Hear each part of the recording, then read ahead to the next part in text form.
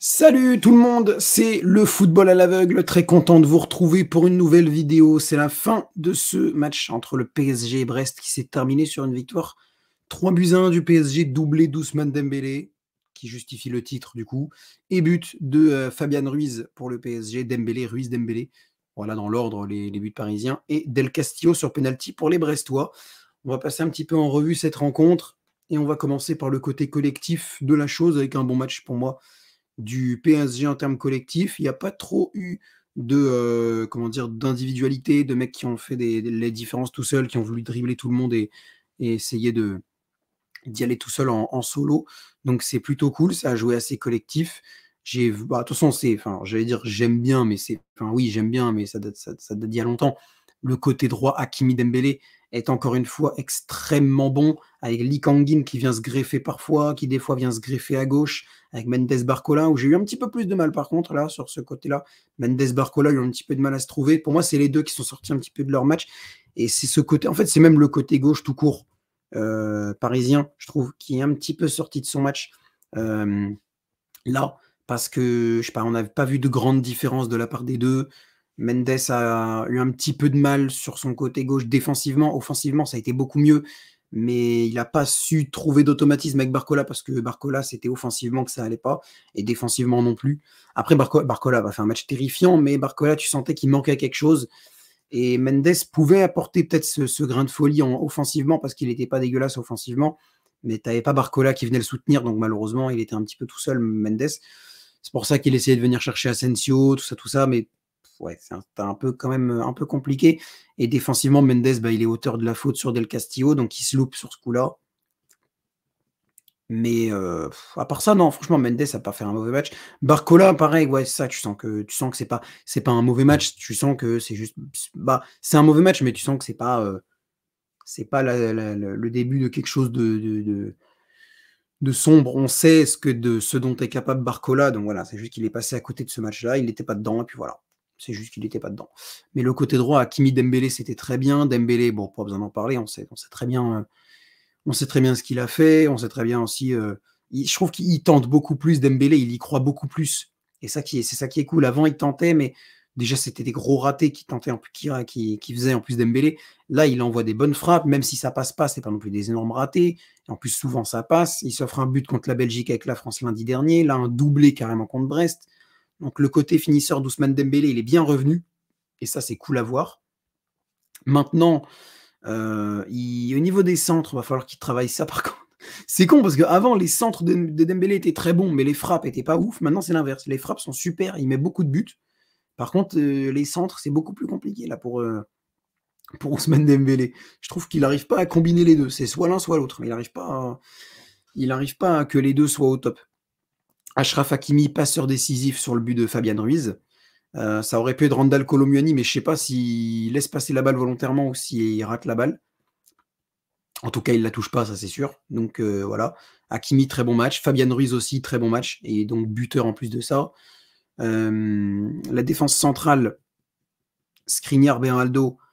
Là, pour une fois, c'est Skriniar qui a fait un bon match. Donc je vais pas beaucoup m'attarder sur ça, mais Skriniar a fait un bon match. Pas trop de boulettes.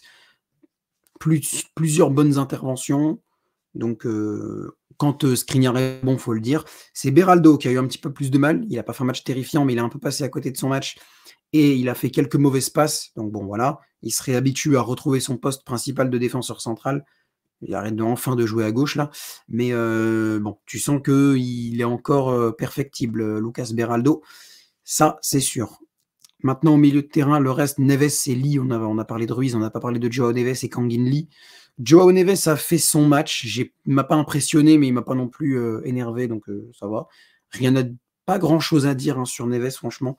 Par contre, Lee Kangin, comme j'ai dit, il venait se greffer au côté droit, après il venait se greffer au côté gauche, très électron libre.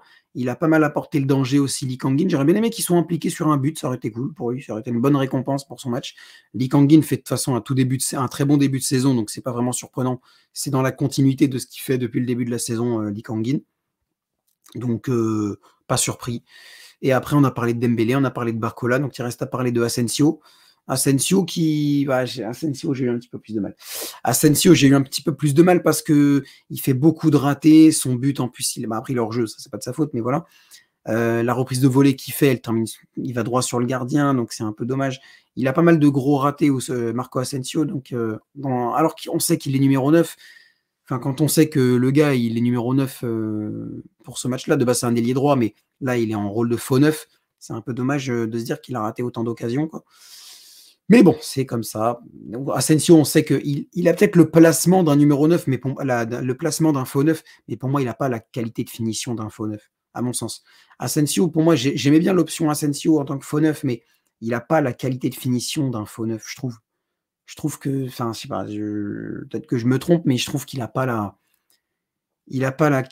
qualité de. C'est pas un tueur, c'est pas un serial buteur comme pourrait l'être un Erling Haaland, un Mauro Icardi avec Galatasaray en ce moment, même un Gonzalo Ramos en soi, on peut dire Gonzalo Ramos, on peut dire Kolo Muani quand il est en confiance. Enfin bref, voilà, c'est pas un serial buteur Asensio. Donc pour moi, faux neuf, c'est quand t'as pas d'autre choix, oui, mais sinon j'aurais préféré voir peut-être Kolo Muani ou je sais pas.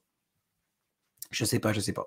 Enfin bref, au niveau des entrants, Désiré Doué, il a fait une bonne entrée. Je sens qu'il se donne pas trop pour le moment. Enfin, c'est pas qu'il se donne pas trop, mais que il veut pas en faire trop. C'est plus ça. Il veut pas vraiment en faire trop. Il veut y aller doucement, pas de crochet, pas de machin, de gestes techniques de ouf là.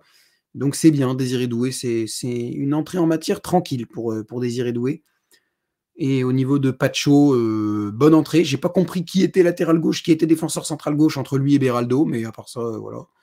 Et Mayoulou et Mbaye qui aussi sont rentrés. Mayoulou, ça a été un peu compliqué. Il a quand même fait quelques pertes de balles un peu chiantes, Mayoulou. Mais bon, après, il n'a pas joué depuis longtemps. Il a peut-être envie d'impressionner un peu voilà. Mais on sait de quoi il est capable, donc pas très inquiet. Et Ibrahim Mbaye, assez discrète son entrée à Ibrahim Mbaye. Donc, mais pareil, on sait de quoi il est capable. Moi, personnellement, pour Mbaye, je me dis juste que j'aimerais bien le revoir un peu en U19. Là, c'est bien, il a eu son moment de. Pour moi, c'est trop tôt. Là, tu l'as mis pour les matchs amicaux face à Sturm Graz et Leipzig, c'est très bien. Même tu l'as fait jouer contre le Havre, tu sais, vraiment, c'est cool. Pour le coup, vraiment, c'est bien. Mais là, c'est bon. Remets-le un peu chez les U19. Les U19 ont besoin d'un mec comme lui. Il a besoin de continuer à gagner de l'expérience. Pour moi, Ibrahim Mbaye, c'est un peu trop tôt. Zahir Emery, là, la chance a fait que c'est bon. Zahir Emery a parfaitement intégré le système et l'équipe première de Paris. Mais Ibrahim Mbaye, tu sens que c'est peut-être encore un chouïa juste, mais vraiment un chouïa. Hein. Tu sens qu'il est très talentueux, mais que c'est vraiment encore un chouïa juste pour lui. À mon sens, en tout cas, après peut-être qu'il va faire une autre entrée en jeu et qu'il va tout exploser. Et il a fait une bonne. Moi, en soi, c'est un joueur que j'adore. Hein, c'est un joueur que j'adore. Face à Sturm Graz, il fait une super entrée. Face au Havre, non, je ne sais plus qui quand il fait une autre. Je crois qu'il fait une bonne entrée contre Leipzig aussi. Mais peut-être qu'en Ligue 1, je sais pas, il a un peu plus de mal. Mbaye, après là, il rentre pas longtemps, donc c'est pas non plus c'est pas très facile de juger une entrée aussi courte. Mais je sais pas, j'aimerais bien le revoir un peu en U19, voir un petit peu ce que ça pourrait donner. Peut-être qu'il pourrait gagner en expérience, faire profiter de l'expérience de l'équipe première qu'il a gagnée auprès des autres joueurs.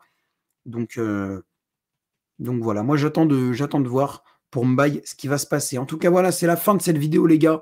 N'hésitez pas à commenter, c'est le plus important si la vidéo vous a plu. Et surtout, si vous avez votre propre avis à donner, est-ce que j'ai été trop indulgent avec un joueur? Est-ce que j'ai été trop dur avec un joueur? Peut-être aussi.